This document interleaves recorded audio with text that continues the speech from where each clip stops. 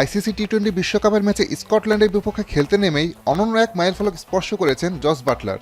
ইংল্যান্ডের প্রথম ও বিশ্বের পঞ্চম ক্রিকেটার হিসেবে আন্তর্জাতিক টি-20তে 150 ম্যাচ খেলার রেকর্ড গড়েছেন তিনি। আন্তর্জাতিক টি-20 ম্যাচ খেলার রেকর্ডে সবার উপরে আয়ারল্যান্ডের পল স্টার্লিং। এখন পর্যন্ত সবচেয়ে বেশি 163 ম্যাচ খেলেছেন তিনি। তবে সবার আগে 150 ম্যাচের মাইলফলক স্পর্শ করেছিলেন ভারতের রোহিত শর্মা। এই ফরম্যাটে অবসর নেওয়ার আগে 159 বার জাতীয় দলের জার্সিতে মাঠে নেমেছিলেন এই ওপেনার। 150 আন্তর্জাতিক টি-20 ম্যাচের ক্লাবে বাটলারের আগে ঢুকেছেন আরও দুজন। 157 ম্যাচ খেলা আইরিশ ক্রিকেটার জস ডকডেল আছেন তালিকার 3-এ, আর বাটলারের ঠিক আগে অভিজাতি মাইলফলক স্পর্শ করেন আফগানিস্তানের অলরাউন্ডার মোহাম্মদ নবী। বাংলাদেশের হয়ে সবচেয়ে বেশি আন্তর্জাতিক টি-20 ম্যাচ খেলার রেকর্ড মাহমুদুল্লাহ রিয়াদের। তিনি খেলেছেন 141 ম্যাচ।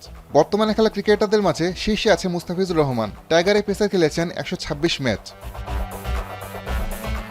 150 আন্তর্জাতিক টি-20 ম্যাচ খেলা ক্রিকেটারদের মাঝে রোহিত ছাড়া সবাই এখনো মাঠ মাতিয়ে যাচ্ছেন। তবে দেশ স্পর্শ করা বাটলার যে সহসায় থামছেন না তা বলাই যায়। আসাদুজ্জামান লিটন, এখন।